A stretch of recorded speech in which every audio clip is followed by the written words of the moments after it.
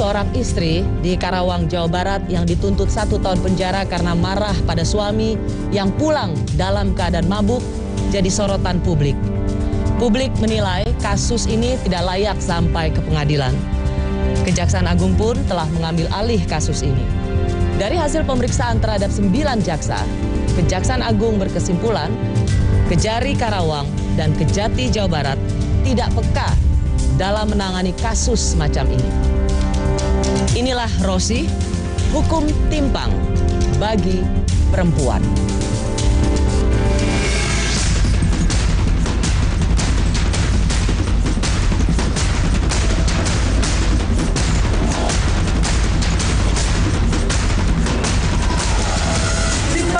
Ibu-ibu se-Indonesia biar tahu, tidak boleh marah suami kalau suaminya pulang mabukan. Harus duduk manis, nyambut dengan baik. Marah sedikit di penjara. Jadi saya punya 2 anak di rumah teh. Sebagai ayah, sebagai ibu, dituntut 1 tahun.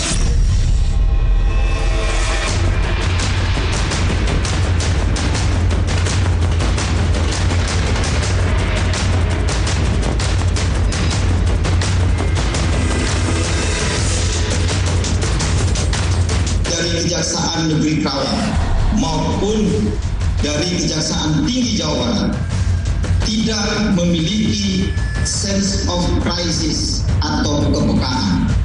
Para jaksa yang menangani perkara ini akan dilakukan pemeriksaan fungsional oleh Jaksa Agung Muda Bidang Pengawasan.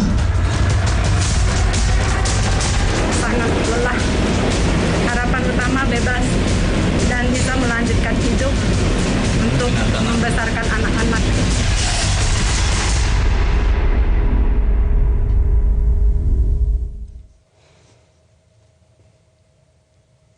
Di hadapan majelis hakim, Valencia, ibu 2 anak yang berprofesi sebagai pedagang toko bangunan, mengaku ia mengalami kekerasan psikis dan ekonomi selama 18 tahun masa perkawinannya dengan Chan Yun Ching. Tapi dari sisi sang suami, ia malah menuduh sang istri yang melakukan tindakan KDRT atau kekerasan dalam rumah tangga psikis. Di Pengadilan Negeri Karawang, sang istri dituntut hukuman 1 tahun penjara karena marah pada sang suami. Padahal menurut sang istri Valencia, ia marah pada suami karena kerap mabuk-mabukan. Kamis 18 November, Valencia membacakan nota pembelaan atau pledoi di Pengadilan Negeri Karawang, Jawa Barat. Kita dengarkan pembacaan pledoi Ibu Valencia.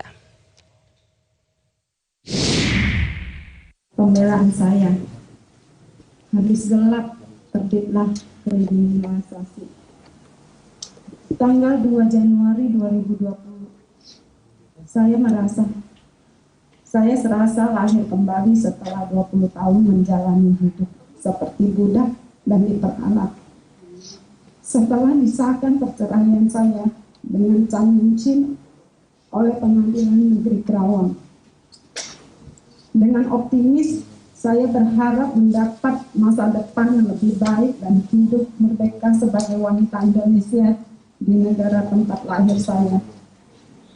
Negara Indonesia yang katanya menjamin kemerdekaan semua warga negara dan kesetaraan wanita. Saya merasa benar perkataan Ibu Kartini bahwa habis gelap terbitlah terang. Namun ternyata itu hanya harapan, tidak dapat di saya. Namun ternyata itu hanyalah palsu. Yang terjadi selama 2 tahun ini, habis gelap terbitlah teror, kriminalisasi, dan intimidasi. 21 tahun yang lalu, saya terpaksa menerima keadaan dan menikah ke Taiwan demi mendapat taraf hidup yang lebih baik. Walaupun ternyata sampai di sana, ternyata pendatang dari Indonesia adalah warga kelas 2, dianggap TKW. Semua tidak sesuai harapan. Saya menikah dengan WNA Taiwan, dianggap saya menikah dengan WNA Taiwan, ternyata sudah 3 anak, pemabuk, penjudi, tukang selingkuh. dan tidak punya pekerjaan tetap. Tapi sebagai wanita, saya berusaha bertahan memperbaiki keadaan dan berharap suami bisa berubah. Berharap anak-anak tetap memiliki keluarga yang utuh. Walaupun memendam luka batin mendalam berkepanjangan, mendengar pengakuan suami, selain sering mabuk dan main perempuan, ternyata saudara sepupu pernah ditiduri. 18 tahun saya menunggu keajaiban perubahan. Semua sia-sia. Keadaan dan sifat suami tidak berubah. Akhirnya saya sadar hanya diperalat. Sebagai istri, sebagai ibu rumah tangga, sebagai kepala keluarga, pencari nafkah, suami pemabuk, penjudi, pemain perempuan dan foya-foya, wanita mana yang tahan terhadap siksaan yang berkepanjangan? 20 tahun dibodohi, emas pernikahan pinjaman, uang pernikahan pinjaman yang harus saya bayar setelah menikah ke Taiwan. Apa pantas? Dan untuk mendengarkan langsung apa sebenarnya yang menimpa Ibu Valencia hingga dituntut 1 tahun penjara atas kasus KDRT psikis, sudah bersama saya lewat sambungan Zoom Ibu Valencia. Juga bersama saya mengundang anak dari Ibu Valencia yang identitasnya kami samarkan atas permintaan keluarga. Juga ada pengacara Ibu Valencia, Bapak Iwan Kurniawan. Selamat malam Ibu Valencia, Pak Iwan Kurniawan dan putri dari Ibu Valencia. Selamat malam Bu. Selamat malam Ibu. Ibu Valencia, selamat malam. Ibu Valencia, terima kasih. Saya rasa ini adalah wawancara pertama Anda pada media televisi ya Bu ya? Ya, benar Ibu. Terima kasih Anda menyediakan waktu untuk Rosi malam hari ini. Saya tahu bahwa hari ini Anda mengikuti persidangan dan membacakan pembelaan atau pledoi dengan judul yang Anda kutip dari surat Ibu Kartini, habis gelap terbitlah terang, tapi Anda ubah jadi habis gelap terbitlah teror. Bu Valencia, sebelum saya berbicara soal pembelaan Anda, saya mau tanya, bagaimana sesungguhnya persoalan yang menimpa Anda? Yang seperti yang tadi saya baca di pledoinya, kurang lebih ya kayak itu secara garis besar. Tahun 2019 ya, saya mengajukan gugatan cerai. Ya sejak menggugat cerai ya dibikin laporan sama mantan suami. Nah, dibilang pemalsuan surat, padahal itu mobil kan beli sendiri. Dan udah buka laporan yang di Teluk Jambe yang pemalsuan, tidak cukup, buka lagi satu yang di Polres. Yang di Polres itu penggelapan mobil. Terus putusan cerai keluar, diintimidasi sama pengacaranya. Diintimidasi, ditanyain, katanya mau dikasih berapa. Maksudnya dikasih berapa Pak Bu? Ya mungkin harta gonong ini Bu. Oh, untuk sang suami? Nah, katanya mau minta 50, itu dia ngomong gitu. Saya jawabnya kalau mau minta gitu ya lewat pengadilan aja, digugat aja, nggak apa kok. Tapi dia nggak setuju. Saya ada kasih opsi satu, saya bilang saya kalau ditanya saya mau hibah ke anak. Tapi dia kekehnya mau minta 50. Dan dia bilang kalau gitu ibu nggak setuju kalau kasih 50, saya gugat ibu. Ibu ada kasus, diancam Bu. Nah waktu itu gemetaran banget. Nah kita kan awam ya Bu ya. Terus udah itu beberapa bulan kemudian keluarlah laporan dari PPA yang Polda KDRT. Saya juga kaget kok bisa bilang saya bikin dia tekanan psikis ya, saya juga bingung. Jadi justru ibu yang dilaporkan, ibu melakukan kekerasan pada sang suami? Iya, dibilang saya menguasai aset dan membatasi bertemu anak. Bu Valencia, agar penonton bisa memahami apa yang menjadi pembicaraan kita, saya mencoba merunutkan, tolong Ibu koreksi jika ada yang kurang dari apa yang saya katakan. Jadi pada tahun 2019, Ibu sesungguhnya sudah mengajukan gugatan cerai pada sang suami, dan Ibu dimenangkan di pengadilan negeri. Dimenangkan. Dan kemudian kasasi, banding dulu di pengadilan tinggi. Pengadilan tinggi mengabulkan atau menguatkan putusan dari pengadilan negeri, memenangkan Ibu, dan sang suami harus membiayai 2 anak Ibu. Lalu kasasi di Mahkamah Agung, tapi sang suamilah yang tidak melanjutkan banding. Sehingga sebenarnya status cerai atau Ibu dimenangkan oleh pengadilan atas gugatan cerai itu sebenarnya sudah sah ya.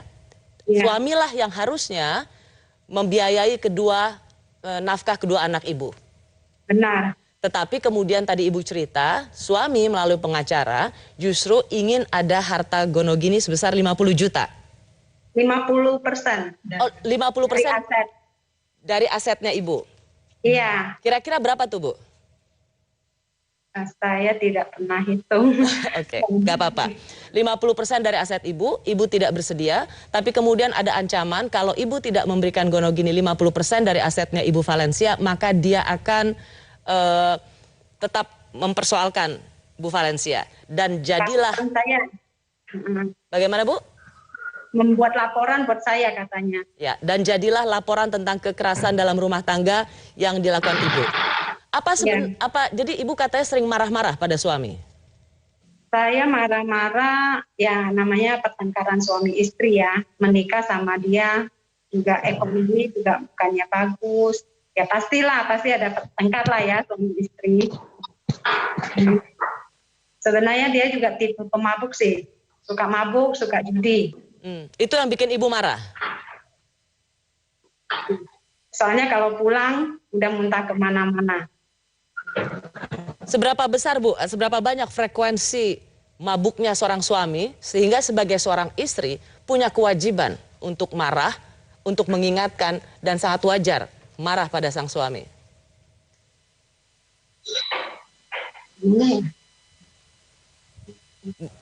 Ini soalnya dia kalau pagi juga minum, siang juga minum, kalau malam apalagi kalau ada temannya.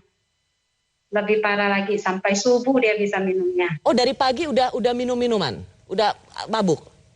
Itu kalau minum, kalau pagi dia biasa minumnya ya segelas-segelas lah. Tapi kalau ada teman, minumnya sampai mabuk, nggak tahu orang.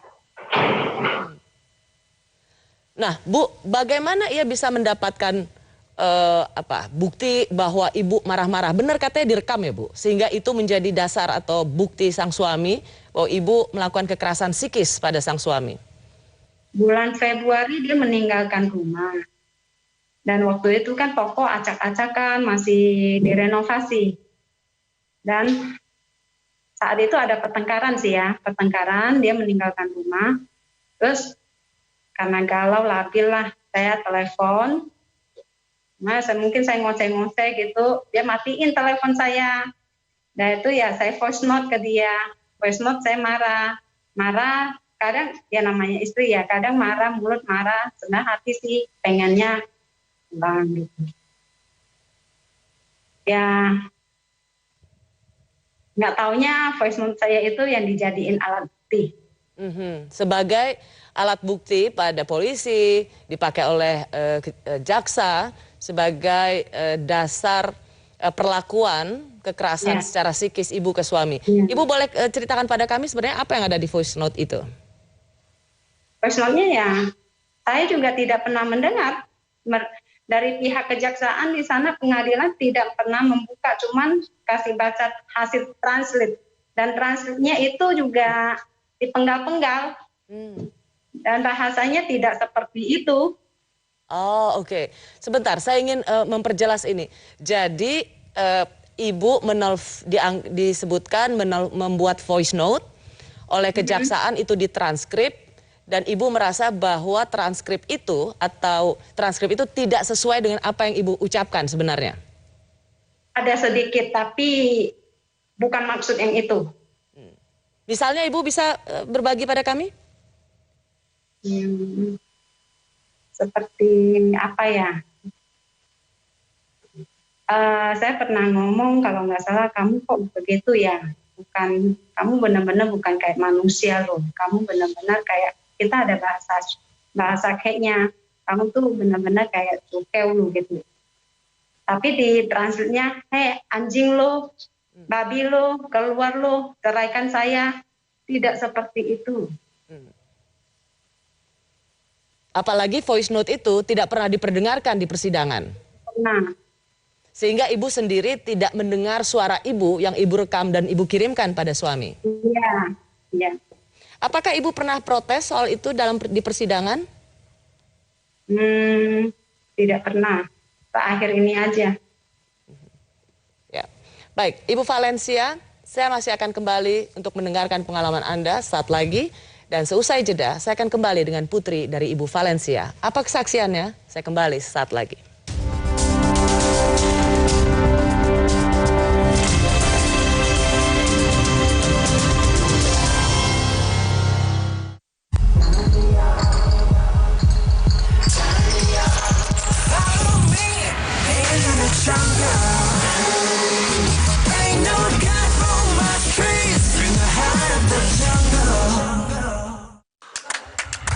Setelah sekian purnama, ngemul lagi kita. Aku tuh ngisi formulir dulu. Ih, tapi error terus. Loh, emang aksesnya dari mana?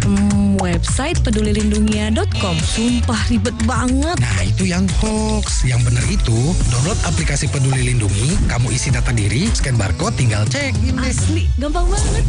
Stop sebarkan hoax, gunakan media sosial dengan bijak. Lindungi keluarga, Lindungi Indonesia. ini rahasia saya. Cuma Entrasol yang ada ekstrak buah zaitunya. Bantu tangkal radikal bebas. Tinggi proteinnya bantu jaga massa otot saya. Mereka minum Entrasol. Bagaimana dengan Anda? Entrasol. Teman-teman suka bingung pilih susu. Simple kok. Pastikan bisa dukung kecerdasan dan perkuat daya tahan tubuhnya. Aku sih pilih Morinaga. Biar nggak nyesel nantinya. Karena waktu tak bisa kembali. Morinaga. Mudahnya cari hunian impian untuk memulai perjalanan baru. Ada jutaan pilihan sesuai kebutuhanmu. Dari nyari sampai nempatin rumah baru. Karena kami ada buat kamu. Temukan hunian impian di rumah123.com. Kedelai hitam spesial, kecap sedap. Kental and so caramelized. Looks good, tastes good. Post, eat, repeat. Kedelai hitam spesial kecap sedap. Beli kemasan pouch gratis piring kerap dari Wings Food. Rambut fresh berhijab. Aku pakai Zinc Hijab Aktif baru. Deo Aktif Scalp-nya lawan bau apek. Dan Zinc PTO kurangi ketombe. Rambut kuat dan lembut. Fresh berhijab pakai Zinc Hijab Aktif. Ketombe dan bau apek, no worries. Masker dan vaksin mengikat janji. Janji setia. Setia abadi.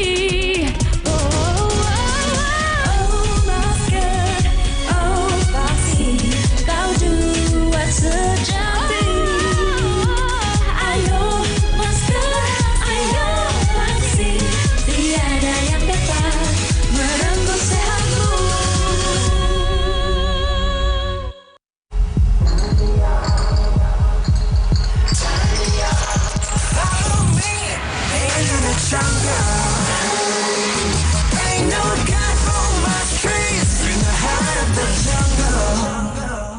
Aku dan banyak anak Indonesia tumbuh bersama Pediasure. Aku juga, dan sekarang turun ke Gilang. Dulu, kini, dan nanti. 25 tahun tumbuh bersama Pediasure. Kadang, hidup tak selalu sesuai rencana. Tenang aja ya, kita cari jalan lain. Kenapa sih?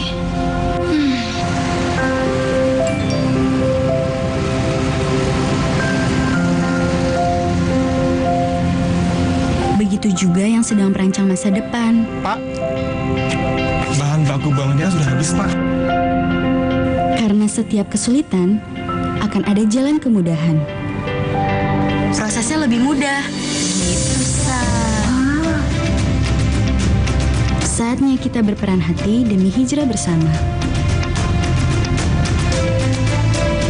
Proyek kita lanjut ya. Oke, Pak. Pendanaan kepemilikan rumah dana syariah hadir sebagai komitmen hijrah Anda. Sehingga hijrah itu mudah, ayo hijrah finansial.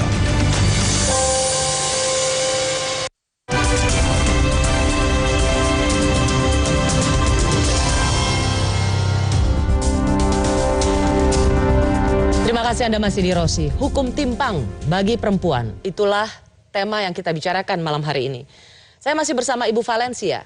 Ia adalah seorang terdakwa kasus KDRT psikis di Karawang, Jawa Barat. Kasusnya jadi sorotan publik karena jaksa penuntut umum menuntut Ibu Valencia 1 tahun penjara karena marah pada suaminya yang kerap pulang mabuk-mabukan. Tapi setelah menjadi sorotan, Kejaksaan Agung kini mengambil alih penanganan kasus ini dan memeriksa seluruh jaksa yang terlibat. Ibu Valencia, ada pembelaan dari suami Anda atau mantan suami melalui pengacaranya mengatakan suami Anda diusir dari rumah, ingin datang ke rumah tapi justru diusir. Kami mendapat rekaman CCTV. Saya ingin Anda ceritakan ini apa. Kita putar dulu bersama-sama Bu Valencia dan tolong ceritakan pada kami apa yang terjadi.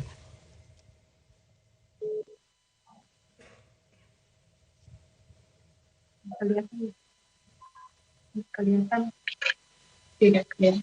Ini diklik. Terus saat itu dia pergi dari rumah beberapa bulan pulang.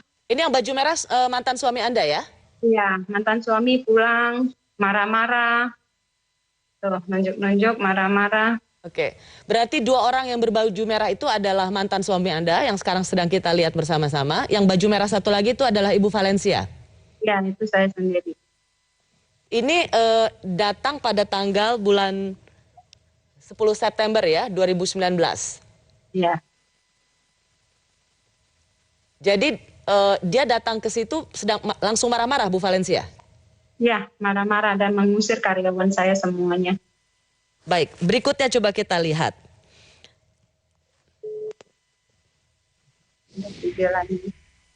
Ya, ini di kantor, kita semua lagi bekerja. Ya, tiba-tiba masuk, mengusir semuanya. Yang baju merah adalah mantan suami Anda? Iya, Dia bilang itu itu tempat dia. Suruh sewa. Dia suruh saya pergi juga, suruh saya sewa. Artinya pada saat dia datang ke kantor ibu dan marah-marah mengusir karyawan dan mengatakan kantor ini atau perusahaan ini adalah milik dia, banyak saksi yang bisa bercerita ya?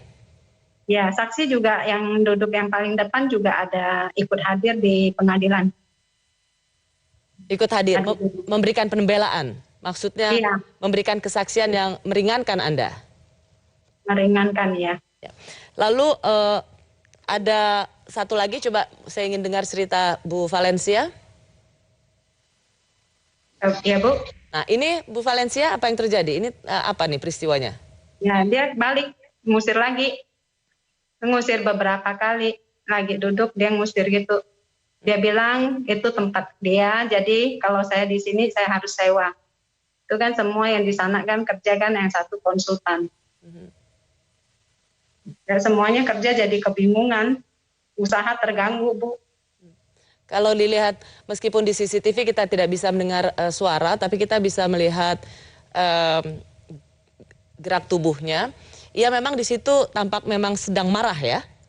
Iya, membawa 2 orang nih, 2 orang preman. 2 orang preman? Ya, 2 orang itu orang dia. Dia jadi tujuannya datang pada saat itu ke toko Bu Valencia untuk apa? Mengusir, Bu. Intimidasi saya. Mengintimidasi Bu Valencia dan seluruh karyawan? Iya, suruh mereka keluar semua. Oke. Jadi bagaimana kalau argumentasi pengacara mantan suami Ibu yang mengatakan dialah yang dia diusir atau justru dialah terusir dari rumah Bu Valencia? Cuma di BAP aja yang di BAP yang itu ya, BAP yang di perceraian, dia mengaku meninggalkan rumah sesaat untuk supaya meredakan, kan lagi berantem ya, menenangkan diri. Ada di BAP-nya ada. Oke, maksud saya begini Bu, jadi tidak benar bahwa Ibu mengusir ya, justru ia yang datang untuk mengintimidasi Bu Valencia dan berusaha mengusir karyawan. Iya, benar. Bu Valencia, saya ingin bicara dengan putrinya Ibu Valencia. Saya tidak akan menyebutkan namanya dan saya juga tidak akan menampilkan wajahnya sesuai dengan permintaan keluarga. Selamat malam, Mbak. Malam, Bu. Bisa ceritakan apa yang Anda alami dan apa yang Anda saksikan dari relasi kedua orang tua Anda? Kalau menurut saya sendiri, dari dulu Papa kan emang suka mabuk ya, terus suka main judi, terus habis itu juga suka keluar malam-malam ketemu cewek-cewek gitu di luar. Jadi menurut saya tuh udah lumrah banget gitu, mereka tiap hari, ya hampir tiap hari ya sering berantem karena hal yang sama lagi gitu. Mbak, apakah sang ayah judi, mabuk, main perempuan itu dilakukan secara terbuka? Bahkan Anda sebagai seorang anak tahu itu? Kalau yang untuk judi dan mabuk itu secara terbuka, Bu. Kalau yang bermain perempuan itu saya pertama tahu waktu saya masih SD atau SMP gitu, saya agak lupa. Cuma waktu itu saya pengen ke sekolah. Habis itu saya menemukan pakaian dalam wanita di dalam mobil. Waktu itu saya tahu Papa pulang mabuk malamnya. Jadi waktu itu saya udah mulai, oh ada yang tidak beres dari Papa. Bahkan pada Anda SD, SMP itu ya? Iya, kurang lebih segitu, Bu. Ya. Tadi Anda ceritakan bahwa mabuk judi itu dilakukan secara terbuka. Jadi seluruh keluarga tahu. Tidak saja ibu, tapi Anda dan adik Anda tahu persis kebiasaan ayah. Itu tahu persis, Bu. Jadi ketika ibu marah pada ayah, itu biasanya seperti apa anak-anak? Kami biasa diem aja sih, Bu. Tapi kan karena berantemnya di rumah, jadi kedengeran gitu. Jadi ya mereka perkataan apa aja yang diomongkan gitu, ya udah hafal gitu. Ibu Valencia, ibu Anda itu dituntut penjara 1 tahun karena jaksa memperlihatkan bukti-bukti justru ibu yang marah-marah pada sang suami, pada ayah Anda dan melakukan kekerasan. Sebagai seorang anak yang menyaksikan ini, saya ingin dengar apa tanggapan Anda? Menurut saya, ibu saya kalau dilaporin hanya karena marah-marah kepada bapak saya yang emang perilakunya tidak baik ya, dan melenceng, menurut saya itu wajar gitu. Karena mama saya itu peduli terhadap papa saya dan terhadap masa depan papa saya juga. Jadi menurut saya itu wajar banget. Papa menuntut mama tuh menurut saya melawan moral banget gitu. Anda kaget nggak ketika mama dituntut 1 tahun penjara? Sebenarnya saya kasusnya kan udah jalan 2 tahun ya Bu ya. Makin jalan itu saya mulai hilang harapan sih Bu sebenarnya kalau mau jujur. Oh ya? Karena secara kasusnya kan yang mama dituntut bukan hanya di pengadilan ini. Tapi juga di Polsek, Polres, Polda. Jadi di situ saya udah mulai ngerasa ini udah nggak benar gitu. Apalagi saksi, saya kan sebagai saksi juga. Begitu juga dengan nenek saya yang tinggal serumah dengan kita kan. Tapi kita udah ngeluarin semua kesaksian, udah ngeluarin bukti-bukti yang valid, itu tuh tetap tidak menolong gitu istilahnya. Ya, kasus ini sudah berjalan 2 bulan, maksud saya 2 tahun. Anda sebagai saksi, Anda ngelihat sejak awal prosesnya ini sudah sangat tidak imbang, sangat timpang sekali, dan Anda sudah bisa mencium gelagat ketidakadilan untuk ibu Anda yang justru jadi korban. Iya, betul Bu. Apalagi yang Anda lihat?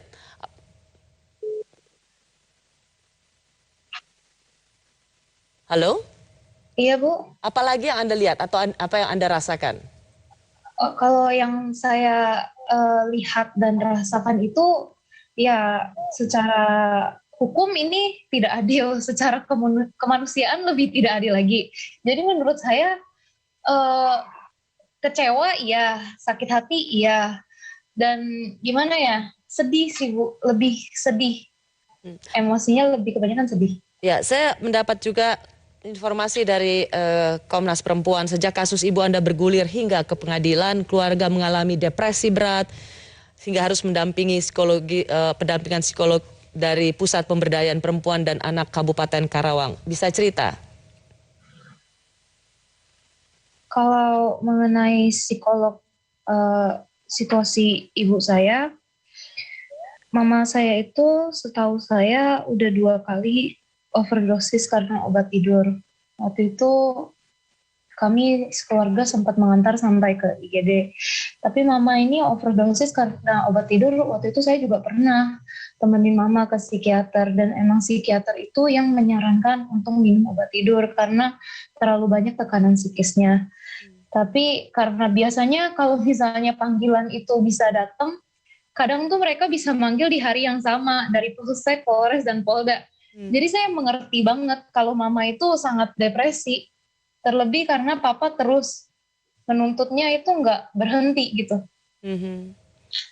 Ya, Ibu Valencia, salah satu fakta lampiran yang dirilis oleh Komnas Perempuan, tekanan-tekanan tidak saja dari sang suami, tapi dampak dari kekerasan dan proses hukum membuat Anda mengalami depresi dan pernah mencoba, bunuh diri. Betul, Bu Valencia? Karena merasa nggak kuat lagi, Bu. Maaf, Ibu Valencia, bisa diulang? Saya kurang mendengar. Iya, Bu. Karena merasa nggak kuat lagi. Tekanannya udah benar-benar dahsyat, Bu.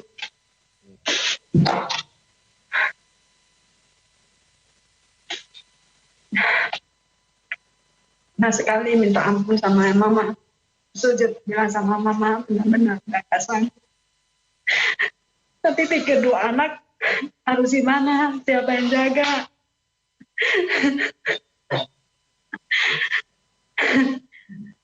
Tanggung jawab besar. Tapi di satu sisi tekanan, beberapa tempat bentar-bentar dapat surat panggilan. Kita awam, Bu, awam hukum.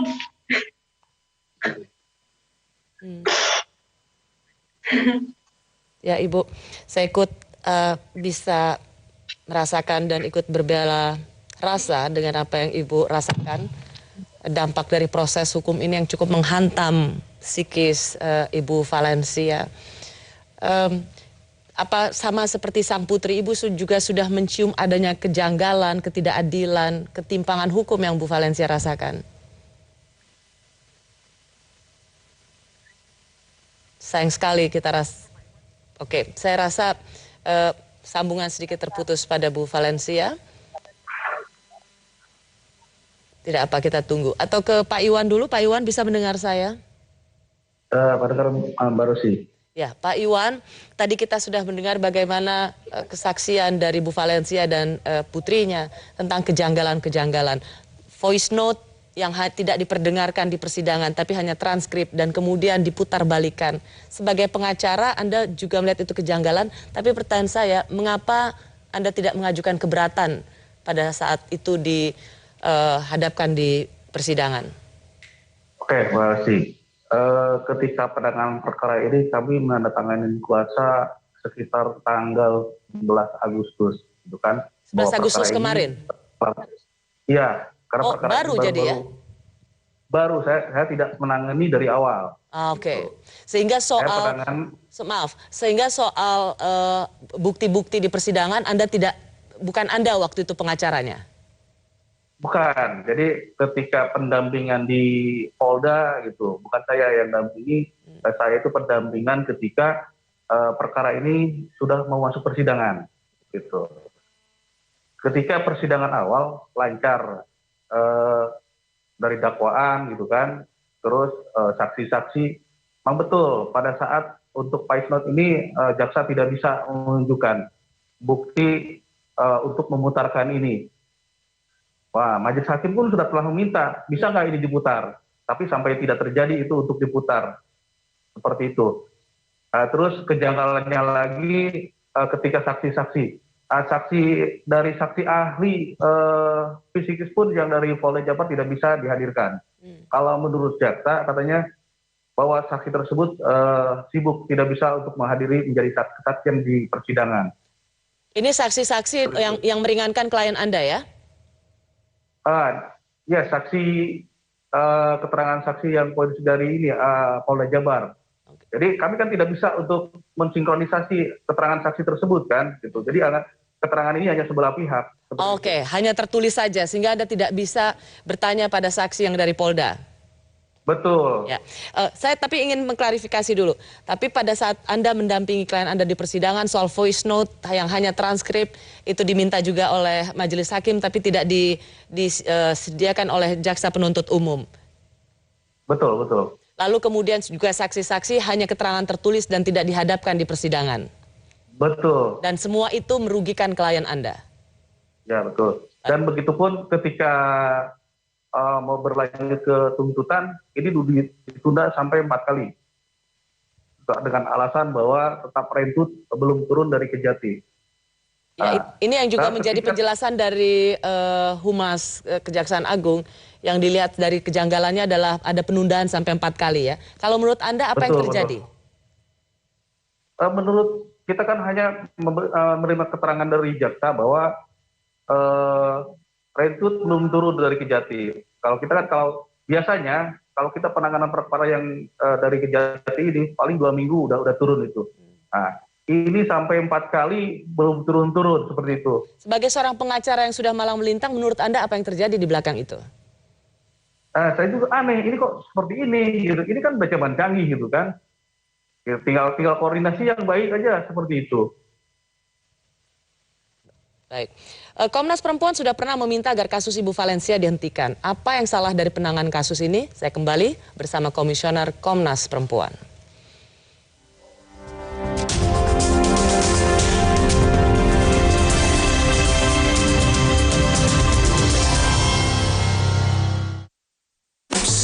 Ini rahasia saya. Cuma Entrasol yang ada ekstrak buah zaitunya. Bantu tangkal radikal bebas. Tinggi proteinnya bantu jaga massa otot saya. Mereka minum Entrasol. Bagaimana dengan Anda? Entrasol. Teman-teman suka bingung pilih susu. Simple kok. Pastikan bisa dukung kecerdasan dan perkuat daya tahan tubuhnya. Aku sih pilih Morinaga.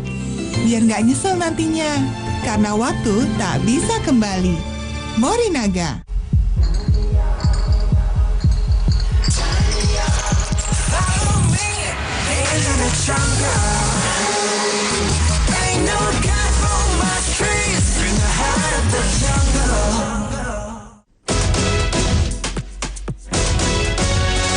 Dua sejoli mencari cinta, cinta bersemi saat pandemi. Masker dan vaksin mengikat janji, janji setia, setia abadi. Masker, vaksin, kau duet sejati.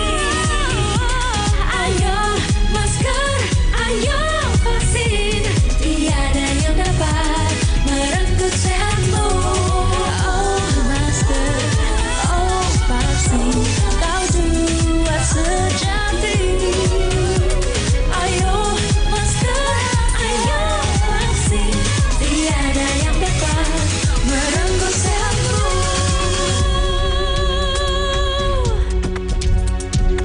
Hari gini, 2.000 bisa dapat apa? Kedelai hitam spesial kecap sedap kemasan 2.000. Bisa dapat banyak. Nasi goreng, ayam bakar, seafood, sampai cocolan. Wow, banyak banget. Kecap sedap kemasan 2.000, ekstra isi 10% dari Wings Food. Zaman now wajib minum vitamin C tiap hari biar tubuh gak ngedrop. Segar dingin SDT 1000. Suplemen vitamin C 1000 mg bantu jaga imunitas tubuh untuk lawan virus dan radikal bebas. Minum vitamin C dari SDT 1000. Bodyguard tubuh biar gak ngedrop. Dari Wings Food. Setelah sekian purnama, nemu lagi kita. Aku tuh ngisi formulir dulu. Ih, tapi error terus. Loh, emang aksesnya dari mana? Website pedulilindungia.com. Sumpah ribet banget. Nah, itu yang hoax. Yang bener itu, download aplikasi Peduli Lindungi, kamu isi data diri, scan barcode, tinggal cek. Asli, gampang banget. Stop sebarkan hoax, gunakan media sosial dengan bijak. Lindungi keluarga. Lindungi Indonesia.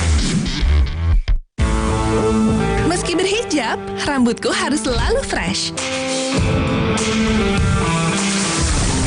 Aku pakai Zing Hijab Aktif. Baru. Teknologi Deo Active Scalp lawan bau apek.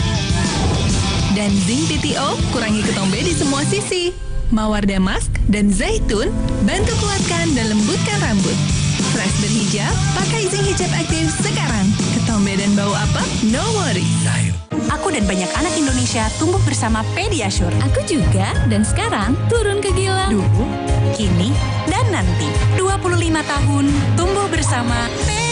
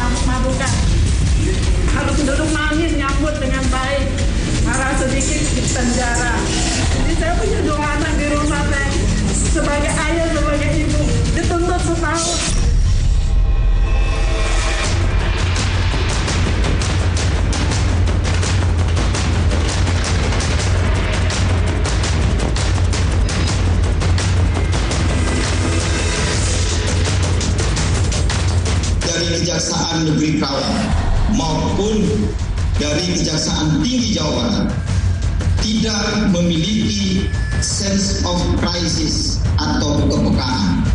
Para jaksa yang menangani perkara ini akan dilakukan pemeriksaan fungsional oleh Jaksa Agung Muda Bidang Pengawasan.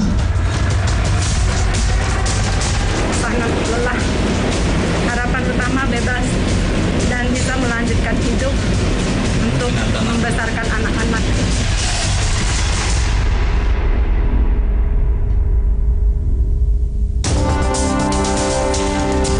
Komisi Nasional Anti Kekerasan Terhadap Perempuan atau Komnas Perempuan menyesalkan proses hukum pada Valencia yang dituntut 1 tahun penjara karena marah pada suaminya yang mabuk. Komnas Perempuan bahkan menyebut kondisi ini merupakan cermin ketidakmampuan aparat penegak hukum, khususnya kepolisian dan kejaksaan dalam memahami relasi kuasa dalam kasus-kasus KDRT. Agar tak menjadi presiden buruk, Komnas Perempuan mendesak aparatur hukum menghentikan tindak kriminalisasi pada perempuan sebagai korban KDRT. Sudah bersama saya melalui sambungan Zoom dari Bali, Komisioner Komnas Perempuan Siti Aminah Tardi. Selamat malam, Mbak. Malam, Mbak Rosi. Terima kasih Anda tetap menyempatkan waktu untuk Rosi. Izinkan saya karena kita masih bersama Ibu Valencia Lim, terdakwa kasus KDRT. Ada pengacara terdakwa yaitu Pak Iwan Kurniawan dan putri dari Ibu Valencia. Ibu Valencia, tadi kita sempat terputus. Ibu sebenarnya sudah mengalami kekerasan dalam rumah tangga berupa saat itu ekonomi juga, karena dalam lembar fakta yang diberikan oleh Komnas Perempuan, Anda ternyata sudah ditipu oleh suami Anda. Ternyata suami Anda sudah menikah dengan perempuan lain di Taiwan dan juga memiliki anak. Dan Anda sendiri justru menjadi tulang punggung untuk membiayai keluarga sang suami di Taiwan. Benar itu, Ibu Valencia? Udah gitu, udah aman gitu urusan. Sip, udah aman.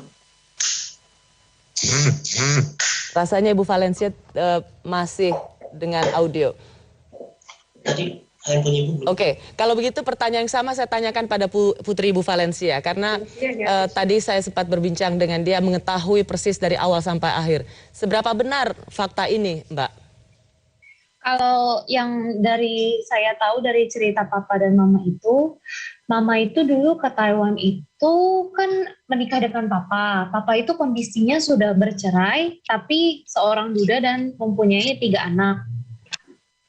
Lalu mama dari situ bekerja, udah membayari hutang mas kawin yang ternyata tuh mas kawin sampai uang pernikahan dan lain-lain itu tuh pinjaman dari papa tuh meminjam dari orang lain.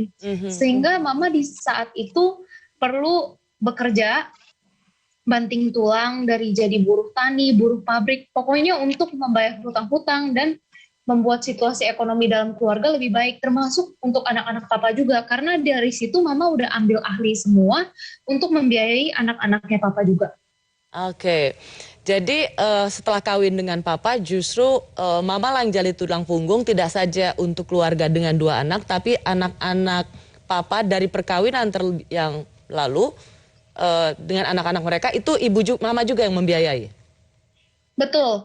Itu mama membiayai itu bahkan sampai anaknya sudah besar, bekerja dan menikah. Bahkan sampai uang pernikahannya aja mama ada transfer uang. Kamu pernah sebagai seorang anak yang beranjak dewasa pernah nggak mempertanyakan kenapa mama masih mau melakukan ini? Waktu itu kondisinya karena keluarga kita masih dalam hubungan yang baik, itu saya nggak pernah mempertanyakan karena mau bagaimanapun juga saya mengerti posisi mama. Mama itu rasa keibuannya besar. Jadi mama tuh pasti tetap membiayai anak-anak papa. Apalagi di situ anak-anak papa juga kan secara itu jadi dianggap sebagai anak kandung juga oleh mama. Jadi tidak apa-apa berbagi ya. Apakah Ibu Valencia sudah bisa mendengar suara saya? Sudah bisa Bu Rosi. Ya, Ibu Valencia tolong ceritakan pengalaman Ibu yang selama bertahun-tahun menikah. Sebenarnya Ibu tahun 2000 sudah bersama suami menikah dan dicatatkan dalam akta perkawinan itu tahun 2011. Nah, Bu Valencia, ada kekerasan yang tercatat dalam lembar fakta yang menjadi catatan Komnas Perempuan, itu kekerasan ekonomi, bahwa ibulah yang selama ini menjadi tulang punggung harus membiayai keluarga suami yang berada di Taiwan. Ya, benar. Benar itu, Bu. Jadi itu bagian dari seluruh yang ditimpakan pada ibu. Tapi apakah suami kemudian timbal baliknya pada ibu? Timbal baliknya? Ya, timbal baliknya ya sekarang yang dipidanakan. Yang dibalikin dia ya sekarang. Tadinya pikir udahlah penderitaan selama nikah sama dia 18 tahun mungkin harus berakhir dengan perceraian. Ya pikirnya ya udah cerai. Setelah cerai malah makin parah. Malah kita yang digugat. Setelah 18 tahun menikah, Ibu merasa perceraian adalah jalan yang terbaik. Lama sebenarnya untuk memutuskan itu. Ya. Ibu berpikir bahwa 18 tahun bercerai adalah langkah terbaik. Dari gelap semoga terbitlah terang, tapi justru Ibu didakwa 1 tahun penjara dengan alasan sering marah, padahal kemarahan Ibu itu karena suami sering mabuk-mabukan. Sebelum dituntut 1 tahun, setelah digugat cerai, sebenarnya penderitaan itu udah mulai penderitaan yang 18 tahun memang udah derita, tapi setelah itu lebih parah lagi. Ya yang tadi cerita, bentar-bentar terima laporan, diintimidasi, terus dilaporin bilang saya mengusir. Saya mengusir, dia sendiri yang bikin surat kesepakatan untuk membatasi diri. Kalau dia bilang ada apa-apa bukan urusan dia, ini ada kertas dia, ada tanda tangan dia. Dia membatasi sendiri membatasi diri dia dari saya. Terus pokoknya dia bikin laporan juga bilang saya menguasai aset, merebut PT dia. Padahal saya sendiri yang bikinin PT buat dia. Ya, saya beliin mobil buat dia. Biar kasihan nggak ada mobil kan buat usaha. Di tahun 2015 saya jadi bikinin KTP buat dia, sponsorin. Supaya jadi warga negara Indonesia ya? Iya, setelah jadi WNI 2016, dia minta buka PT. Buka PT ya saya bikinin satu PT buat dia. Dan itulah yang bikin sering tengkar. Ditambah dia suka mabuk, terus bikin PT diutangin orang karena dia fasih bahasa Indonesianya kan kurang paham ya, nggak bisa baca. Malah pernah dibohongin sama karyawan segala. Ya. Dan Ibu sekarang masih terbebani untuk membayar hutang-hutang sang suami atau mantan suami? Sejak dia itu utang sih udah enggak ya, udah enggak. Cuman ya udah enggak ada utang ya diteror aja. Diteror dan diintimidasi dia. Ya. Mobil yang kita beli dilaporin, dia bilang saya yang merebut mobil dia. PT yang kita bikinin buat dia, dia bilang kita merebut PT dia. Itu di laporan PPA yang di Bandung itu semua kayak gitu. Ini ada bukti kalau ada bukti tanda tangan dan bawa. Saya ada beliin mobil 1 unit, ada harganya di sini. Ya. Itu sama sekali tidak dihadirkan di persidangan, Bu, bukti-bukti itu? Saya udah kasih ke jaksa kita ya, tapi tidak dilampirkan kali ya. Polisi waktu itu di BAP. Semua udah. Ibu juga termasuk waktu persidangan minggu lalu Ibu bilang kalau saksi ahli yang dihadirkan memberikan kesaksian itu kesaksiannya kesaksian palsu. Dan memberatkan posisi Ibu. Apa kesaksian mereka? Ya kesaksian dia kan pakai karyawan dia ya, Bu. Pakai karyawan dia. Waktu BAP perceraian, dia juga pakai saksi itu.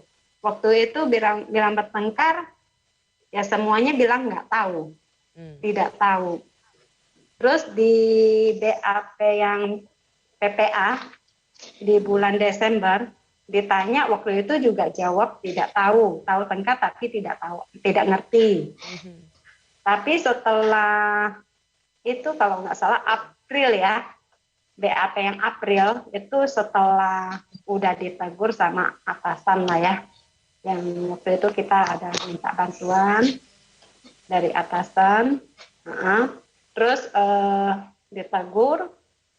Udah itu beberapa bulan kemudian langsung saya di P21 dan saksi-saksi dia semuanya gencar, apa-apa tahu, semuanya udah serba bisa ngerti, tahu, dan taunya bisa hitung apa dah gitu. Pokoknya tahu semua. Saya nggak ngerti maksudnya gimana, Bu? Saksi-saksi dia? Ya, saksi-saksi dia jadi serba tahu.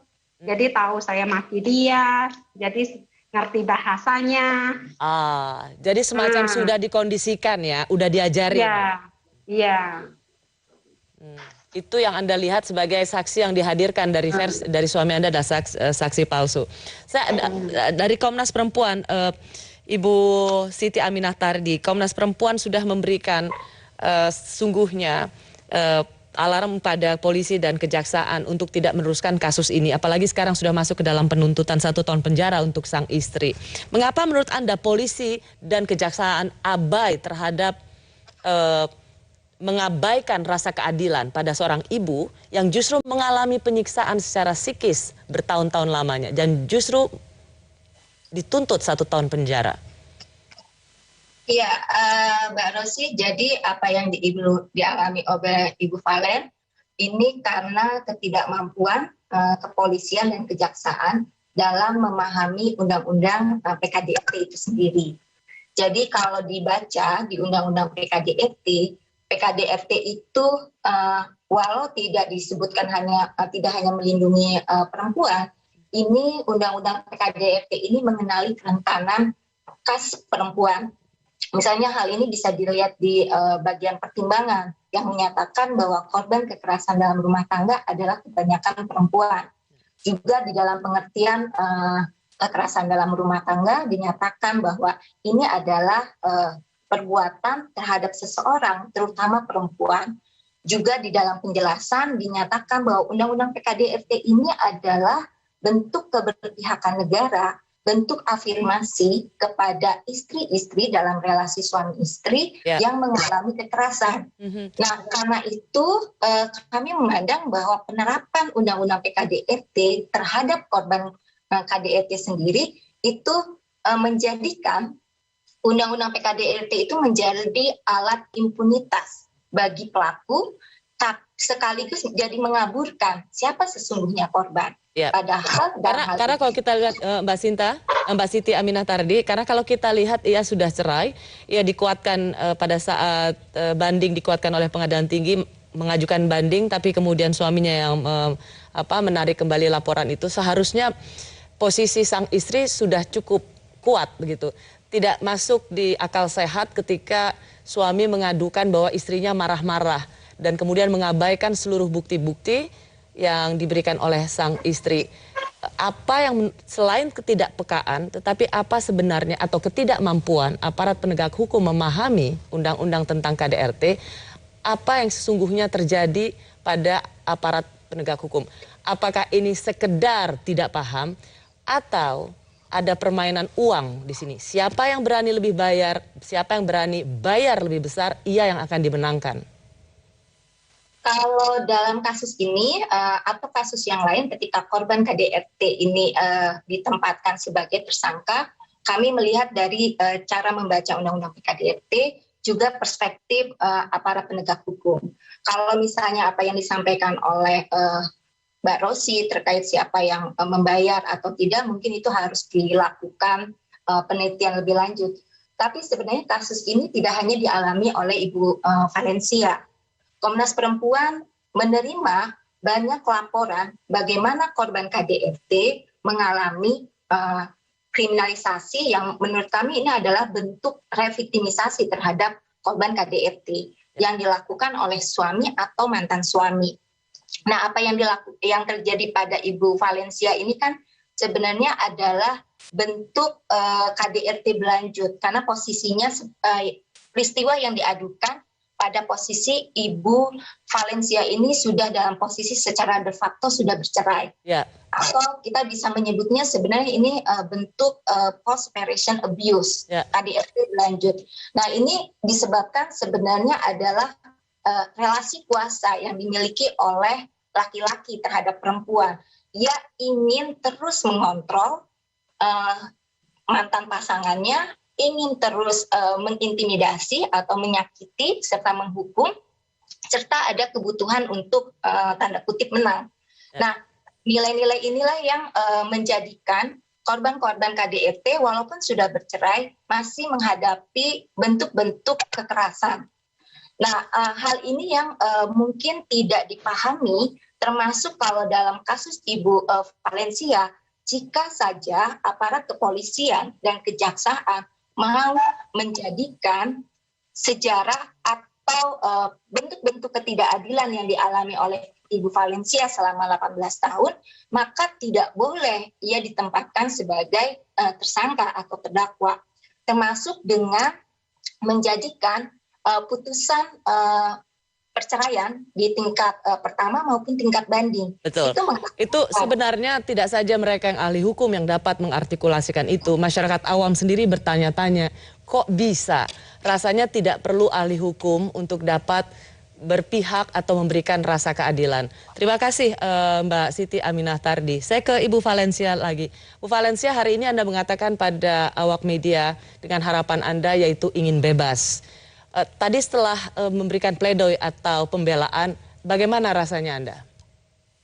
Ya, ibaratnya udah keluar semua isi hati saya selama ini. Cuman ya harapannya memang kalau bisa dari majelis hakim maka sama aparat-aparat yang bisa membantulah dalam kasus ini. Tolong diluruskan aja lah. Jangan sampai saya cuma seorang ibu yang masih harus membesarkan anak-anak. Jangan sampai dihukum lah. Itu aja. Baik. Pada Putri Ibu Valencia, saya ingin dengar bagaimana apa yang ingin Anda apa yang Anda harapkan setelah Ibu memberikan pembelaan hari ini, hari Kamis tanggal 18 November? Harapan saya hukumnya jadi lebih adil, terus Mama nggak kena sanksi apapun, terus nggak terlibat dalam kasus yang mana aja di pengadilan, Polsek, Polres, Polda, pokoknya semuanya jangan sampai terlibat lagi gitu. Terima kasih Ibu Valencia Lim, terdakwa kasus KDRT Psikis. Putri Ibu Valencia, Bapak Iwan Kurniawan, pengacara dari Ibu Valencia, dan Siti Aminah Tardi, Komisioner Komnas Perempuan. Selamat malam. Selamat malam. Terima kasih Bu, selamat malam. Mengapa susah sekali memberikan keadilan kepada para perempuan? Tidak saja yang menjadi korban KDRT, tapi juga yang menjadi korban pelecehan seksual. Kami kembali saat lagi.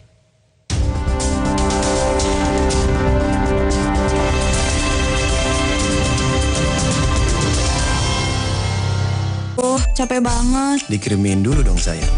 Pakai Creamy Latte. Hanya Creamy Latte, paduan kopi pilihan dan susu New Zealand. Rasanya lembut, creamy banget. Bikin aku creamy lagi. Creamy Latte. Kalau nggak creamy, dikremin aja. Ini minumannya ya. Ini aroma kelapanya yang bisa bikin ayah senyum lagi. Terus dicelup ya. Oke. Karena aroma kelapa dari kelapa yang enak banget. Bikin mau lagi dan lagi. Aroma kelapa dicelup mau lagi dan lagi. Kadang, hidup tak selalu sesuai rencana. Tenang aja ya, kita cari jalan lain. Kenapa sih?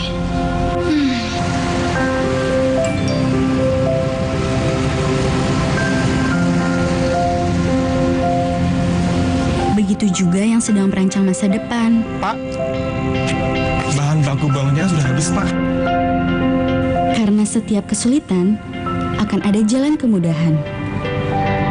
Prosesnya lebih mudah. Gitu,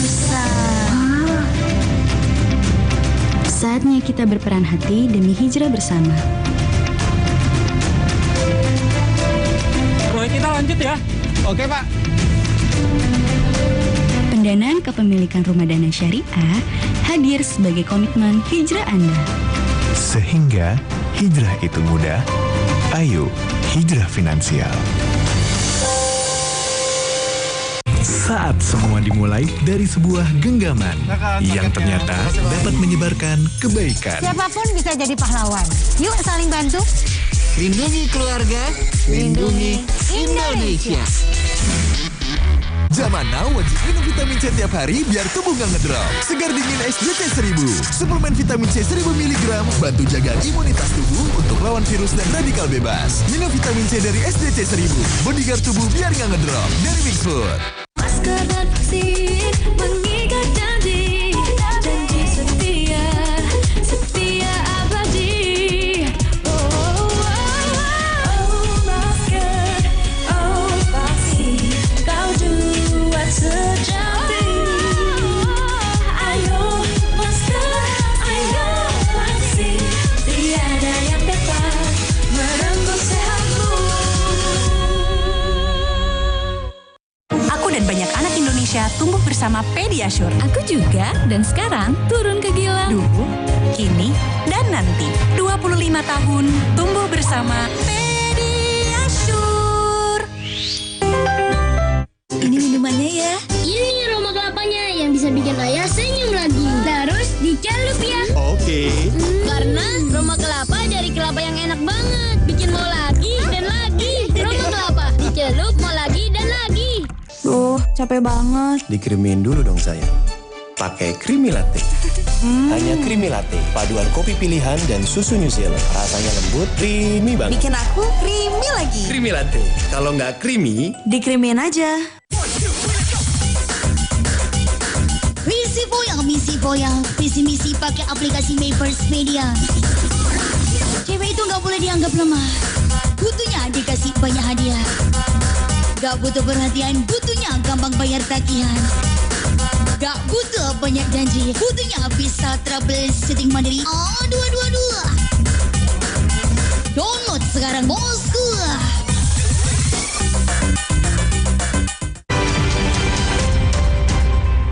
Kompas Update dipersembahkan oleh Entrasol.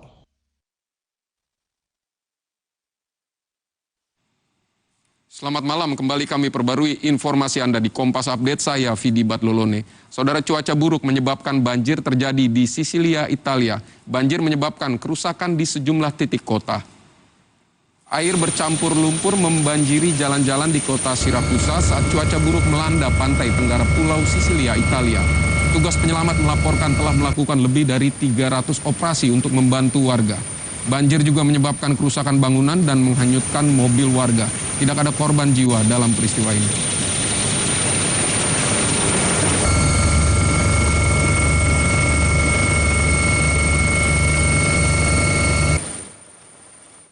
Demikian Kompas Update, saya Vidi Batlolone. Selamat malam, sampai jumpa.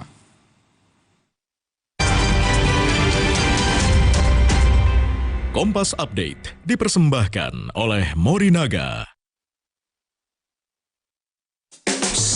Ini rahasia saya. Cuma Entrasol yang ada ekstrak buah zaitunya. Bantu tangkal radikal bebas. Tinggi proteinnya bantu jaga massa otot saya. Mereka minum Entrasol. Bagaimana dengan Anda? Entrasol.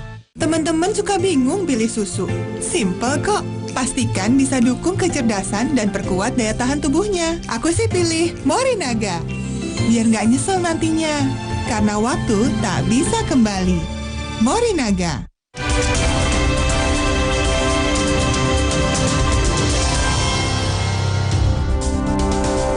Terima kasih Anda masih di Rosi. Di bagian ini saya akan membahas tentang polemik Permendikbud-Ristek khususnya frasa tanpa persetujuan korban. Sejak diterbitkan pada September lalu, Permendikbud-Ristek nomor 30 tahun 2021 yang mengatur pencegahan seksual di lingkungan perguruan tinggi terus menuai polemik. Salah satu yang hingga kini ramai diperdebatkan adalah penggunaan frasa atau kalimat tanpa persetujuan korban. Bagi kalangan yang menolak, frasa tanpa persetujuan korban dinilai sebagai upaya melegalisasi perzinahan di lingkungan kampus. Ini liputannya. Saya mahasiswi Hubungan Internasional FISIP Unri Angkatan 2018 yang mengalami pelecehan seksual di lingkungan kampus.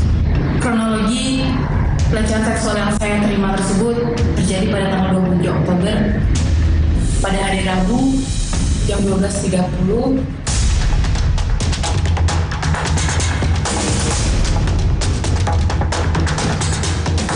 Pelecehan seksual di Universitas Riau yang diduga dilakukan Dekan FISIP Unri terhadap mahasiswinya pada Oktober 2021 lalu berujung pada penetapan tersangka Dekan FISIP Syafri Harto oleh penyidik Polda Riau. Di tengah desakan perlunya perlindungan hukum bagi korban kasus kekerasan seksual di lingkungan perguruan tinggi, Mendikbud-Ristek Nadiem Makarim menerbitkan Permendikbud-Ristek nomor 30 tahun 2021. Namun, tak lama usai diterbitkan, Permendikbud ini menuai polemik, terutama dalam kalimat tanpa persetujuan korban yang tertulis di pasal 5.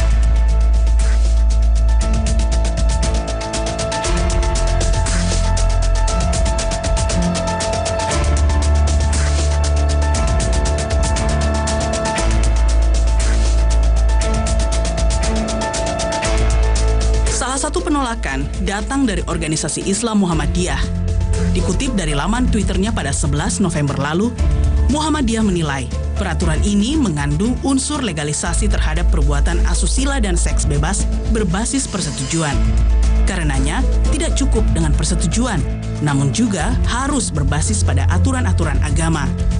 Terkait penggunaan kata korban, penulis Fat Pahdepi juga menilai frasa tersebut sangatlah bermasalah secara tata bahasa. Di akun Twitternya, ia menulis korban adalah objek yang dikenai tindakan yang tidak diinginkan oleh dirinya. Tindakan yang menimpa dirinya itu membuatnya menderita. Logikanya, tak akan ada korban yang setuju dirinya menjadi korban. Namun, penulis dan dosen IAIN Syekh Nurjati Cirebon Fakih Abdul Qadir justru menilai jika kalimat tanpa persetujuan korban dihilangkan, maka unsur pidana pemaksaan akan hilang dan secara karakter akan sama dengan dosa asusila. Pada gilirannya, korban akan sama-sama dianggap bersalah dan rentan dikriminalisasi. Meski ditentang oleh sebagian kalangan, Menteri Agama Yakut Khalil Qomas menegaskan, Permendikbud nomor 30 tahun 2021 harus dilihat sebagai konteks pencegahan kekerasan seksual yang dapat memberikan rasa adil dan aman di lingkungan kampus. Saya kira itu harus diletakkan pada konteks mencegah kekerasan, ya. Kita mendukung apa yang disampaikan oleh Kemendikbud, karena konteksnya adalah konteks mencegah kekerasan seksual, dan ini tidak boleh dipisahkan dari keseluruhan permen yang Menanggapi pro dan kontra atas Permendikbud yang diterbitkan, Menteri Nadiem Makarim menegaskan akan ada sanksi bagi kampus yang menolak menerapkan pencegahan dan penanganan kekerasan seksual di lingkungan perguruan tinggi atau PPKS. Sanksi tersebut berupa penghentian bantuan keuangan, bantuan sarana dan prasarana kampus, serta penurunan tingkat akreditasi.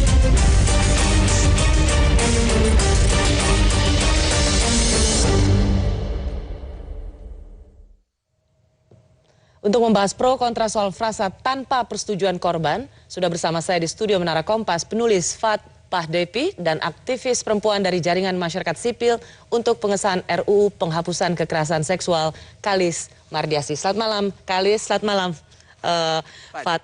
Fat, saya ke Anda dulu. Dalam utas Anda melihat ini sesuatu kalimat tanpa persetujuan atau by consent. Mengapa Anda langsung masuk kepada kesimpulan bahwa ini bisa punya makna yang berbeda? Misalnya seperti yang selama ini dikatakan pada mereka yang menolak melegalisasi atau mendorong perzinahan.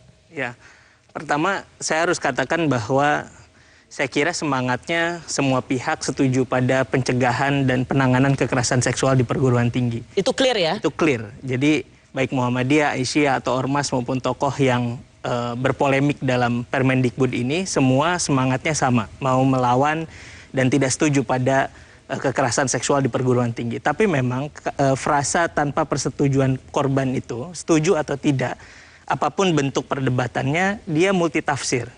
Nah, multitafsir inilah yang sebetulnya dipersoalkan. Jadi multitafsir karena kemudian kekerasan seksual itu terjadi ketika tanpa persetujuan korban. Apanya yang multitafsir? Jadi multitafsir itu begini. Jadi dia definisinya menjadi kekerasan ketika tanpa persetujuan korban, kan? Menjadi kekerasan seksual ketika tanpa persetujuan korban. Artinya kalau ada persetujuan korban, dia tidak lagi menjadi kekerasan seksual. Nah, ketika tidak menjadi kekerasan seksual, dia benar secara substantif gitu. Tetapi di sini kan berarti bahwa tindakan yang tindakan saling dalam tanda kutip ya, tindakan asusila itu jadi menjadi ada gitu di dalam Permendikbud itu. Gitu. Ya, itu artinya sampai pada bahwa tanpa persetujuan, jadi kalau dengan setuju bisa dong, kalau sama-sama mau nggak apa-apa. Itu jadi bukan kekerasan. Jadi kan kalau dengan persetujuan artinya bukan kekerasan, tapi tindakannya tetap ada. Nah, semangat itulah yang sedang dilawan. Saya kira yang sedang saya suarakan di tulisan maupun di berbagai macam diskusi yang sedang dilawan oleh organisasi masyarakat sipil Islam maupun keagamaan lain seperti Muhammadiyah dan Aisyah, itu ketika dia jadi ada gitu tindakan asusila itu, maka itu tidak sesuai dan tidak sejalan dengan norma-norma agama. Kalis, alih-alih ini untuk melindungi korban, tapi multitafsir itu berbahaya. Saya harus menjelaskan hal ini dengan beberapa kasus, saya kira ya. Kasus yang pertama, misalnya ada seorang penyintas kekerasan seksual diperkosa 3 kali oleh dosen di sebuah perguruan tinggi, tetapi dia baru melapor setelah kasus perkosaan yang ketiga kalinya dia alami. Ketika dia melaporkan kasus, dia dibilang, loh kok baru melapor setelah 3 kali? Berarti kemarin-kemarin kamu setuju dong. Gitu. Padahal kemarin-kemarinnya dia itu diancam misalnya ya, penuh dengan ancaman, kalau kamu tidak datang tidak akan saya beri nilai, kamu akan saya sebarkan gosip bahwa kamu ini murahan, bahwa mahasiswa ini tidak benar dan sebagainya. Sehingga frase tanpa persetujuan itu penting untuk mempertanyakan dan untuk memperjelas bahwa relasi korban itu sesungguhnya sangat rentan kepada pelaku. Nah, kasus yang kedua misalnya, ini sedang happening juga gitu, mahasiswi dipaksa dicium oleh dosennya. Misalnya dalam kondisi itu terlihat di CCTV gitu ya, korban tidak melawan gitu. Terus loh, kok kamu tidak melawan? Berarti kamu setuju dong itu. Jadi persetujuan itu selalu ditafsirkan oleh pihak yang bukan korban. Sehingga kata tanpa persetujuan korban itu jelas. untuk merebut tafsir itu bahwa agar korban bisa membela dirinya. Karena selama ini ketika tidak ada frase itu, korban itu selalu dipersalahkan. Seperti itu. Nah, tapi bagaimana dengan argumentasi bahwa dengan persetujuan, maka kalau sama-sama setuju, maka kita baru saja membuka pintu pada satu perbuatan asusila. Yang seolah-olah itu kemudian terlegalkan.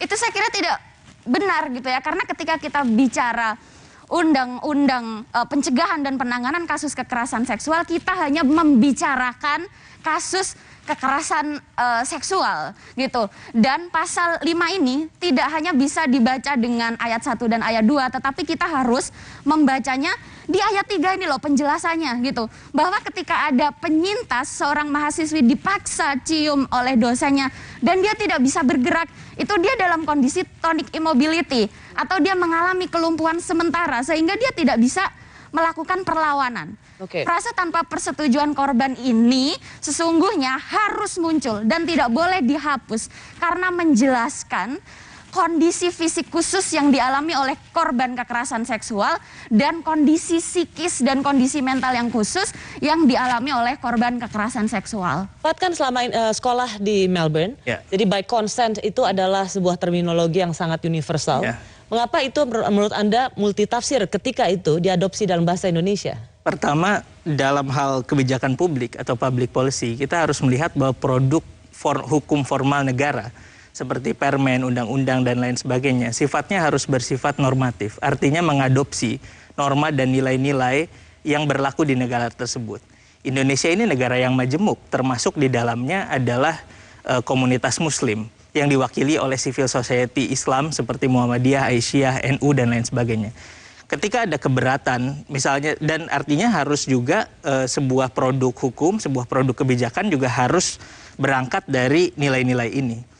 Nah, saya melihat kenapa untuk melindungi korban dibenturkan dengan ajaran agama? Bukankah ajaran agama juga sesungguhnya memberikan nilai-nilai untuk melindungi korban? Ini kan seperti seolah-olah dibenturkan, Pak. Enggak, makanya di awal di garis bawahi semangatnya adalah tidak ada yang tidak setuju pada semangat melindungi korban, semangat mencegah kekerasan seksual. Tetapi sebagai produk hukum, permen ini memuat frase yang multitafsir. Dan itu tidak boleh ada. Multitafsir? Enggak.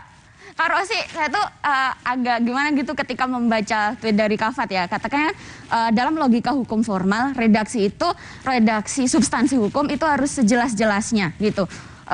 Maknanya itu ya itu gitu.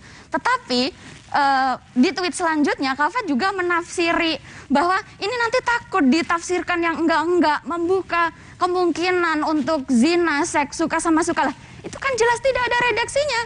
Kenapa malah diada-adakan gitu? Enggak, kan ketika ada polemik, maka dia ada tafsir yang berbeda dari tafsir yang dimaksudkan oleh pembuat kebijakan ini, ya kan? Makanya muncul polemik.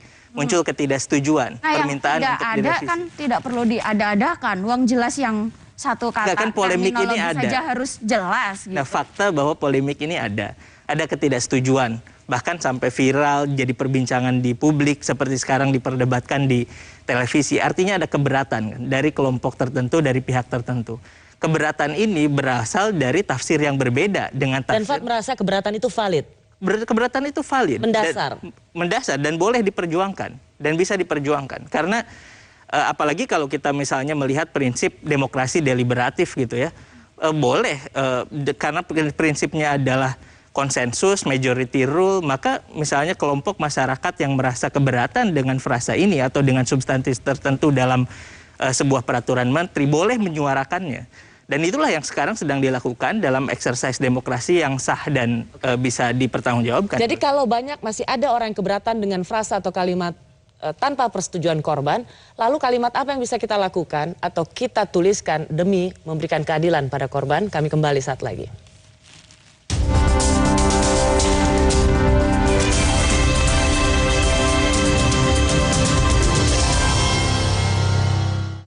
Capek banget. Dikirimin dulu dong sayang.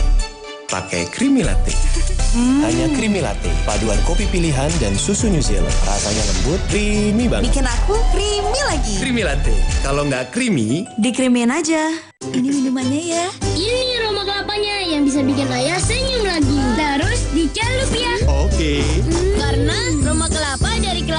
banget. Bikin mau lagi dan lagi. Rokok kelapa. Dicelup mau lagi dan lagi.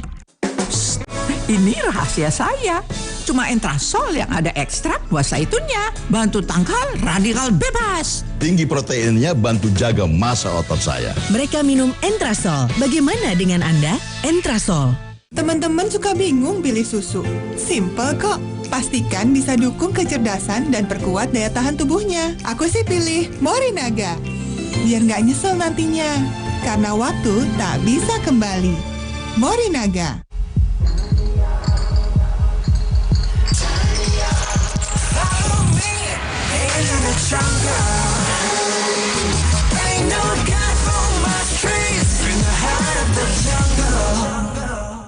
Mudahnya beli rumah tanpa keluar rumah.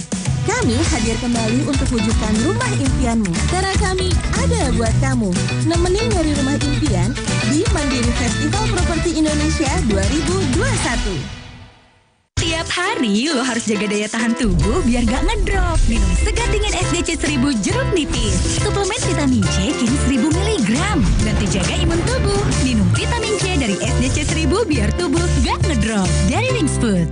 Aku dan banyak anak Indonesia tumbuh bersama Pediasure. Aku juga, dan sekarang turun ke gila. Dulu, kini, dan nanti. 25 tahun tumbuh bersama Pediasure. Kadang, hidup tak selalu sesuai rencana. Tenang aja ya, kita cari jalan lain. Kenapa sih?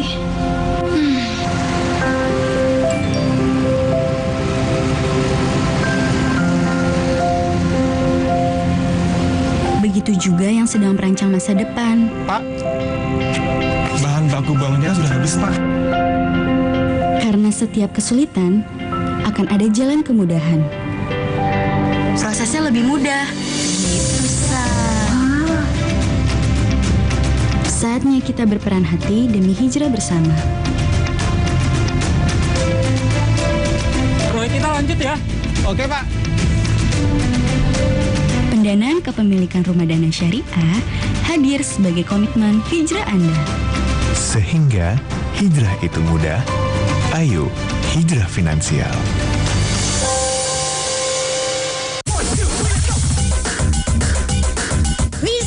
Misi boyang, visi-misi pakai aplikasi Mapers Media. Cewek itu nggak boleh dianggap lemah. Butuhnya dikasih banyak hadiah. Gak butuh perhatian, butuhnya gampang bayar tagihan. Gak butuh banyak janji, butuhnya bisa trouble setting mandiri. Dua. Download sekarang bosku.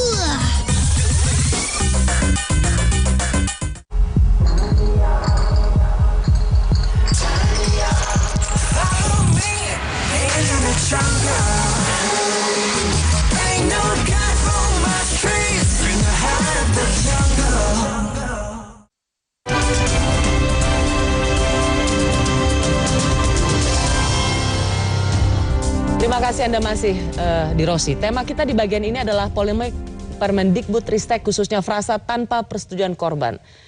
Ini lagi-lagi menjadi sebuah perdebatan. Mengapa susah sekali kita bahkan untuk menemukan satu kalimat yang ingin memberikan rasa keadilan dan perlindungan pada korban, dalam hal ini perempuan. Rela nggak kalau frasa tanpa persetujuan korban itu dihapus saja?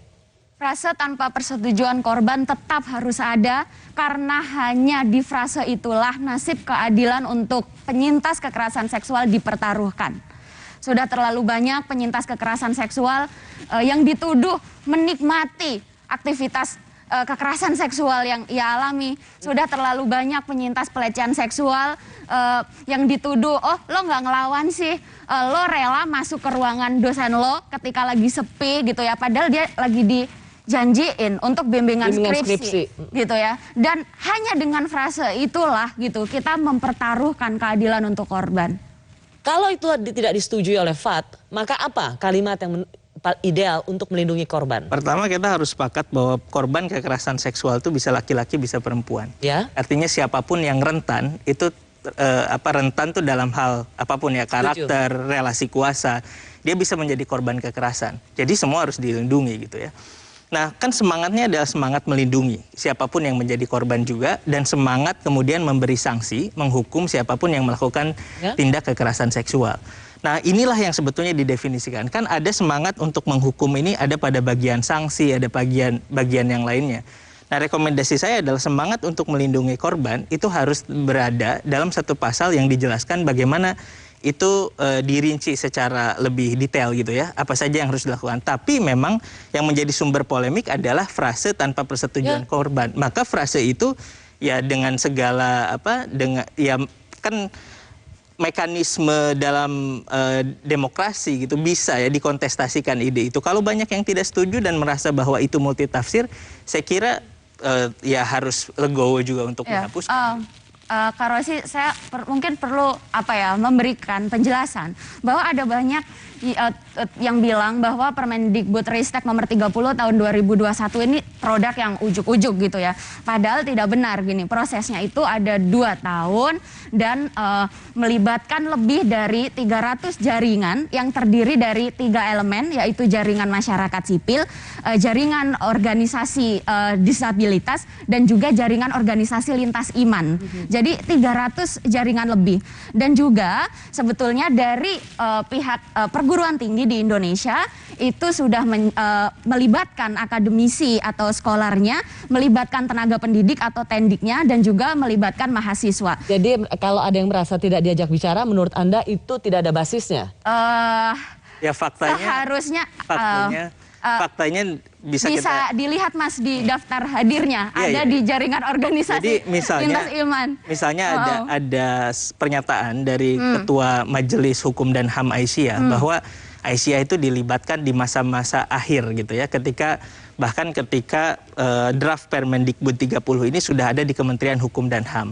Aisyah memberikan masukan, memberikan rekomendasi, tetapi ketika disahkan tanggal 31 Agustus 2021, dari draft awal itu nyaris tidak ada yang berubah.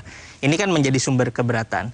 Nah, kemudian kan ada tuduhan, yang tidak setuju itu berarti pro pada kejahatan seksual, kekerasan. Yang tidak setuju berarti berpihak pada predator seksual. Enggak juga. Kalau kita lihat Aisyah misalnya track recordnya, mereka bahkan sejak bertahun-tahun sebelum Permendikbud ini ada, punya pos bakum, pos bantuan hukum untuk korban. Jadi kenapa kok susah sekali sih rasanya kita menemukan atau bersepakat untuk melindungi korban, apakah itu laki-laki atau mayoritas atau perempuan, terutama anak-anak. Kok alih-alih kita ingin memberikan rasa keadilan, kok susah banget hanya dengan kalimat saja kok kayaknya keberatan. Menggarisbawahi sebetulnya problemnya ada 3 ya. Satu problem prosedural. Jadi proseduralnya dikeluhkan diantaranya oleh Aisyah, oleh Muhammadiyah bahwa tidak diajak bicara. Tidak diajak bicara dan tidak dilibatkan secara proper. Bahwa itu ada masalah, ada masalah. Yang kedua, problem substansial. Orang kemudian merasa bahwa kata atau frase tanpa persetujuan korban itu multitafsir, rentan ditafsirkan berbeda, kemudian seolah-olah bahwa itu diperbolehkan oleh Permendikbud ini, harus diakui bahwa itu multitafsir, dan iya. Yang ketiga problem sosialisasi. Dalam sosialisasinya kan jadinya berdebat, ini jadi kayak eksklusif demokrasi, nggak inklusif demokrasi. Boleh dong orang tidak setuju. Ya Mas, tapi by the way gitu ya, sebetulnya ketika menulis bahwa Kemdikbudristek ini seolah-olah atau akan melegalisasi perzinahan itu gak ada, menurut saya gini, itu tetap tuduhan serius kepada Kemdikbudristek gitu, karena kata melegalkan itu kan berarti memberikan izin kepada perzinahan, itu sesuatu yang tidak mungkin, itu tuduhan serius ya kepada Kementerian Pendidikan gitu. Jadi terus kemudian sekali lagi kita tetap. Bagaimana Anda memberikan argumentasi ini semata-mata untuk melindungi korban kekerasan seksual, bukan untuk membuka pintu pada seks bebas atau perzinahan di kalangan kampus? Relasi kuasa itu terlalu timpang, terlalu berat ketika kita bicara kasus kekerasan seksual. Seorang dekan misalnya yang menjadi terduga pelaku kekerasan seksual, dia dengan gampang gitu menyewa kuasa hukum, kemudian menuntut penyintas gitu ya, kemudian menebarkan gosip-gosip yang tidak benar gitu, bahwa dia emang mahasiswinya ini murahan. Kalau Fat memberikan solusi, gunakan kata lain, diperjelas aja yang melindungi korban, jadi nggak usah pakai tanpa persetujuan korban. Ada jalan tengah?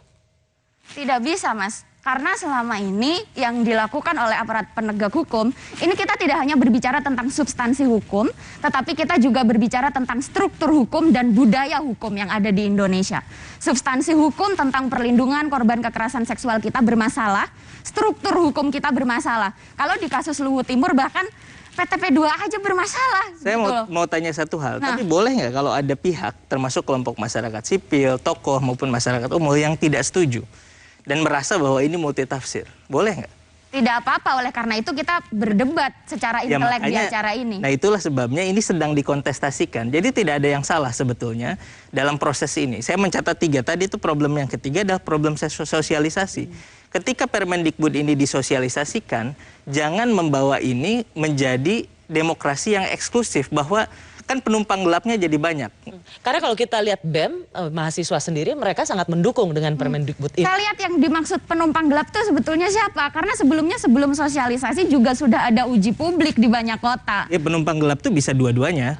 Penumpang gelap bagi misalnya yang setuju itu adalah mereka yang misalnya menganggap bahwa yang tidak setuju itu pro terhadap kekerasan seksual, pro terhadap kejahatan seksual, kan penumpang gelap yang menuduh begitu. Begitupun sebaliknya, penumpang gelap di pihak yang kontra menuduh bahwa Mendikbud atau Kemendikbud melegalisasi perzinahan, kemudian punya agenda liberalisasi dan lain sebagainya. Nah inilah yang sebetulnya harus kita selesaikan bersama di dalam fase sosialisasi ini. Oke, tapi intinya sebenarnya menurut Anda ini adalah fase yang penting dan tidak bisa dihilangkan. Tidak asing sebetulnya di dalam hukum positif di Indonesia gitu. Ketika kita punya barang kita diambil paksa oleh orang lain tanpa persetujuan kita, itu pencurian. Ketika tanda tangan kita dipakai oleh orang lain tanpa persetujuan kita, itu namanya pemalsuan tanda tangan gitu. Jadi ini sebetulnya adalah frase yang sangat baku. Kalau di atas hukum konsensus di bersama tanpa persetujuan itu tetap menjadi aturan di Permendikbud, apakah Anda juga akan bisa terima?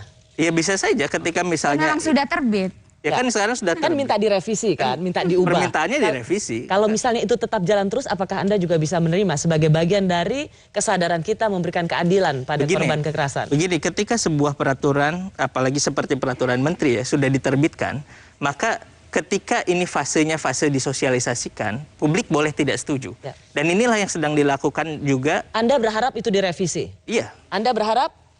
Tetap lanjut dan segera semoga pejabat perguruan tinggi di negeri ini segera membentuk satgas sesuai dengan Permendikbudristek 30 2021. Terima kasih Kalis, terima kasih Fat. Kita akan banyak lagi berbicara soal tema-tema yang lain. Saya berharap bisa ketemu lagi dengan kalian berdua. Pandangan patriarki membuat banyak perempuan dalam berbagai peristiwa seringkali berada dalam posisi yang lemah, termasuk di mata hukum. Seperti dalam kasus Ibu Valencia yang dituntut 1 tahun penjara karena memarahi suaminya yang sering mabuk. Kita butuh aturan yang lebih mendorong perlindungan perempuan dari tindak kekerasan. Juga penegak hukum yang memiliki perspektif memberikan keadilan pada korban. Dalam hal ini perempuan. Terima kasih sudah menyaksikan Rosi. Tetaplah di Kompas TV, independen terpercaya.